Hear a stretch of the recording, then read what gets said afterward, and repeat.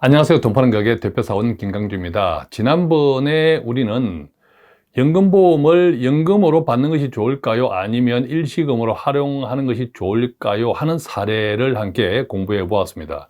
오늘은 그분들이 연금보험을 연금으로 받지 않고 일시금으로 수령해서 활용한다면 어떻게 그분들의 노후가 달라질지에 대한 공부를 함께 해 보겠습니다. 사례는 동일합니다. 남편 63세, 아내 60세.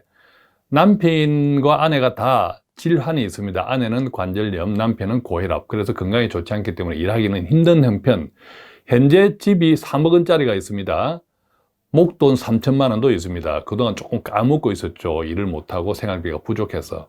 현재 소득은 남편 국민연금 50만 원이 전부입니다. 아내분은 3년 뒤 63세부터 40만 원 정도 받을 예정이라고 합니다.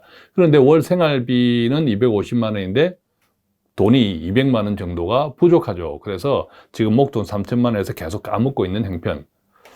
자, 20년 만기된 아내의 연금보험이 있습니다. 현재 적립금이 1억 5천만 원이라고 하고 지금부터 연금 수령은 가능합니다.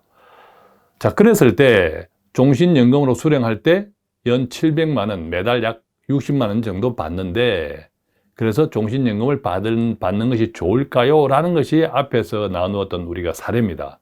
자, 참고하실 것은 오늘 나누는 사례는 앞의 사례에서 연결되기 때문에 특히 종신연금을 받을까요 말까요에 대하여는 앞에 영상에서 정리해 드렸습니다. 따라서 그 부분에 대해서는 오른쪽 상단에 지금 링크해 놓은 영상 있죠. 그 영상을 반드시 먼저 보고 이 영상을 다시 와서 보는 것이 좋다. 그 말씀 먼저 드립니다. 자, 결과적으로 지난번 영상에서 말씀드린 것처럼 이들 부부가 종신연금을 받는 대신 그것을 해약하고 일시금 1억 5천만 원을 받아서 활용한다고 생각할 때 어떻게 될까요? 오늘은 그 이야기를 나누어 보겠습니다. 만약 연금보험을 종신연금으로 받는 대신 연금보험을 해약하고 1억 5천만 원의 적립금 가운데 1억 원을 사용해서 연 5%대 정도의 배당을 기대하면서 위험 등급이 낮은 채권 주식 혼합형 배당형 상품에 투자한다고 가정할 때, 그러면 매년 500만 원에 대한 금융소득세를 공제하고도 매월 40만 원 정도를 수령할 수 있습니다. 물론 원금도 자본주의 추세적 성장에 따라 조금씩 많아질 수 있다는 점을 감안하면 결과적으로 내 돈을 뺏쓰는 연금이 아니라 반대로 내 돈을 운용하면서 매달 40만 원 정도의 금융소득을 기대할 수 있습니다. 그리고 나머지 5천만 원은 은행 예금에 넣어둔다고 생각해 보겠습니다. 자, 그렇게 되면요, 지금부터 매달 100만 원을 받을 수 있습니다. 예컨대 남편 국민연금 50만 원, 월 배당 40만 원. 그렇게 되면 이분들의 소득은 매달 90만 원 정도가 됩니다. 남편 국민연금 50만 원, 배당 40만 원이죠. 그래도 월 생활비 250만 원을 감안하면 160만 원 정도가 모자라죠. 자, 그런데 지금 은행 예금은 8천만 원이 되었습니다. 기존에 3천만 원 있었죠. 그 다음에 연금보험을 해약하고 1억 원은 배당 쪽에 갖고 5천만 원을 예금에 넣었습니다. 그래서 8천만 원이 있습니다. 모자라는 생활비는 이 8천만 원에서 씁니다. 매달 160만 원씩. 그러면 앞으로 한 2년 정도까지 쓰면 매달 160만 원씩 3,800만 원 정도가 사라집니다. 은행 예금에서. 그런데 앞으로 2년이 지나면 남편의 기초연금이 나옵니다. 30만 원 정도 수령한다고 가정하면, 그래서 앞으로 2년 이후부터는 매달 160만 원이 모자라는 것이 아니라 남편의 기초연금 30만 원을 수령하니까 그것을 빼면 매달 130만 원 정도만 사용하면 됩니다. 그러니까 2년이까지는 3,800만 원, 2년 이후 1년까지는 매달 130만 원 정도, 그러니까 1년까지는 한 1,500만 원 정도를 쓰죠.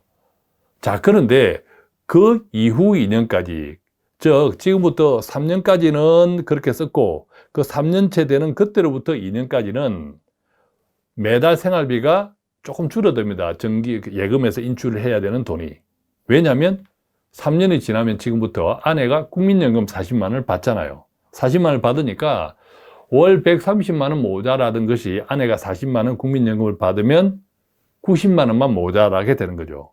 자, 그 90만 원을 그때부터 2년 동안 예금에서 꺼냈습니다. 그러면 2년 동안 약 2,200만 원 정도를 사용하게 됩니다. 자, 그러면 계산해 볼까요? 지금부터 5년 동안 모자라는 생활비를 지금부터 2년까지는 매달 160만 원, 그 다음에 2년 차부터 3년까지는 매달 130만 원, 그 다음에 3년이 지나서 5년 차까지는 매달 90만 원 정도를 모자라는 생활비를 내 목돈에서 꺼냈습니다.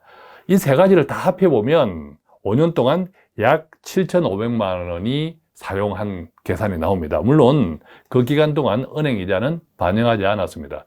자, 그 결과를 보면요. 앞으로 5년 후, 그러면 아내의 기초연금도 수령하죠.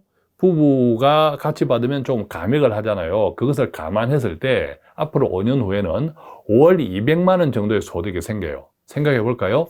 국민연금 100만 원, 자, 남편 50만 원, 아내 40만 원인데 이것도 조금씩 오르잖아요. 남편의 국민은 조금씩 오르잖아요. 매년 소비자 물가 상승률만큼. 그것을 반영하면 한 5년 뒤에는 두 분의 국민연금은 100만 원 정도.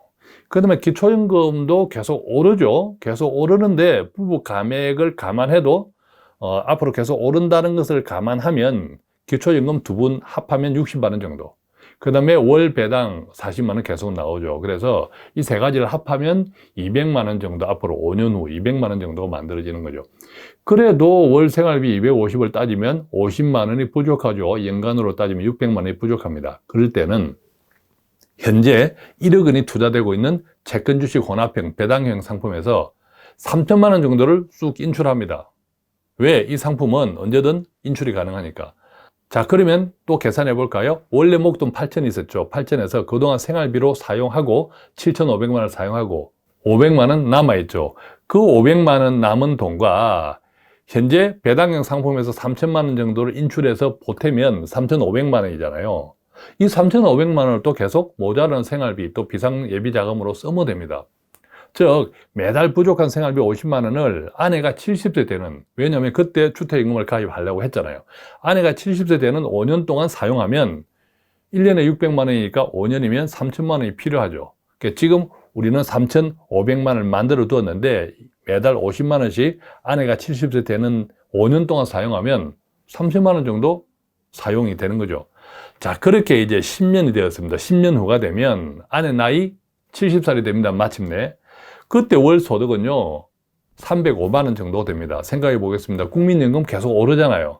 한 120만 원 정도 부부 계산해보고 기초요금도 계속 오르잖아요. 그래서 부부 감액까지 고려하면 10년 뒤에는 두 분 합하면 70만 원 정도를 기대해보고, 그 다음에 이제 주택임금을 가입했죠. 주택임금을 가입하면 월 90만 원, 현재 시점 기준 월 90만 원 정도가 나오고, 채권주식 혼합형 배당형 상품에서는 원래 1억인데 조금 전에 3천만 원을 썼잖아요. 5년 전에.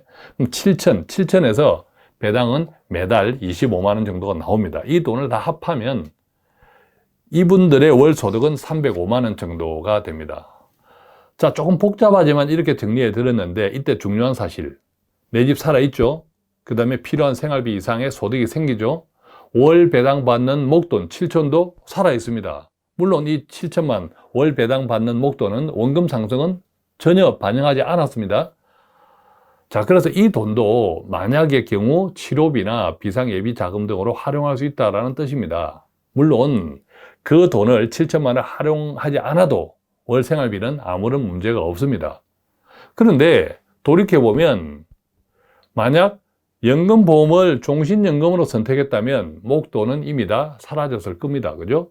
그리고 생활비는 여전히 모자랐겠죠. 또한 부가적으로 이분들은 원래 70세, 아내가 70세 될 때 주택연금을 받으면 좋겠다. 그 말씀 때문에 이 같은 플랜을 설명해 드렸지만 반대로 주택연금 가입을 조금 앞당길 수도 있잖아요. 그죠? 자, 그렇게 되면 조금 더 편안한 노후를 즐길 수도 있다. 이렇게 참고하면 좋겠습니다. 자, 오늘은 여러 가지 행편이 조금 노후 생활비가 팍팍한 분, 자, 그 분들이 연금보험을 받는 것이 좋을까요? 일시금으로 활용하는 것이 좋을까요? 자, 그 질문부터 시작해서, 자, 그것은 앞에 영상에서 정리해 드렸습니다.